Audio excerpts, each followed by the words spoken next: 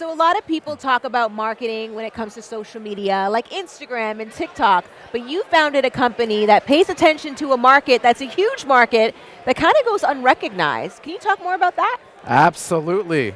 I mean, at the end of the day, where's the influence, right? Yeah. The influence is with the real people out there.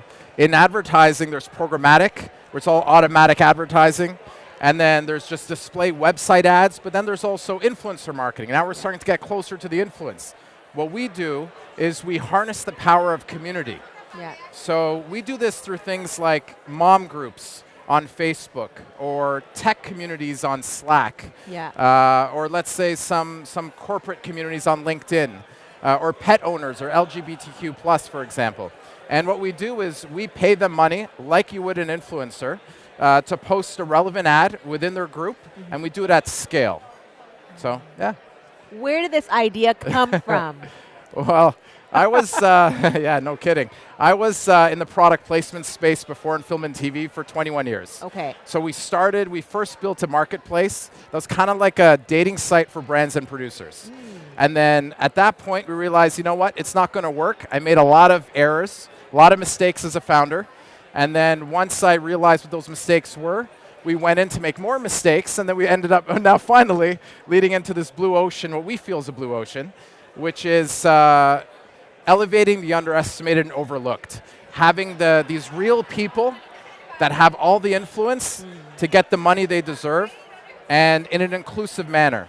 So at the end of the day, if you have influence, if you have people's attention, that's what really drives me as part of my ethos. Yeah. And that's why it's so important to start this company, to elevate the real regular person. As a founder who has made mistakes in the past, what is some advice you would give to somebody that's up and coming and scared to make mistakes? Because usually when you're a new founder, a new business, you're trying to think of everything, you're panicking, you're worried about making mistakes, you don't want to fail. But then you see the founders who are successful say, I actually failed so many times, and that is why I'm successful. Yeah. So what kind of advice would you give to someone that might be a little nervous? A lot of them have probably heard this before, but just in case, fail as fast as possible. Learn as fast as possible. So whatever you can do, and I didn't follow this advice myself, but I will in the future companies that we start. But for now, is just test as fast as you can. Yep. Don't fall in love with your idea. Love your idea, but don't fall in love with it. And just and ask people that are not your friends and family, and just test as fast as possible, whatever you can do. Yeah. For you as a founder, what have been some of the biggest challenges you faced?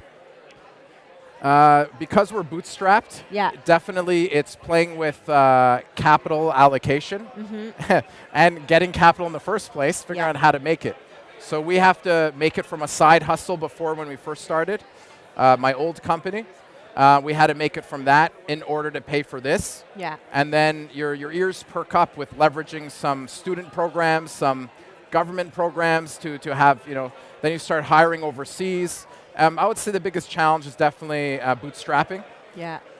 but also getting enough credibility as fast as possible to compete in, or at least create a new path against the bigger guys is also another challenge for us too. Yeah. One thing I wanted to point out is something that you said about not falling in love, loving the idea but not falling in love. I find when people are bootstrapping and they fall in love with their idea, they tend to justify spending in areas that don't actually make logical sense. Sure. Was that a lesson that you learned during your journey? Definitely. In fact, I did it with IP. Okay. We started. We probably have IP in Senegal right now, for all I know. Yes. Yeah. So we filed IP when we didn't even have product market fit. We didn't have anything going on for us at the time. Yes. But I think it was more of a vanity metric. So I would say be careful of the vanity metrics. Yes. And so lean into what really matters. Test your product. Get it in people's hands. With an MVP, minimum viable product, and then let people use it and see what happens. That's just my biggest advice.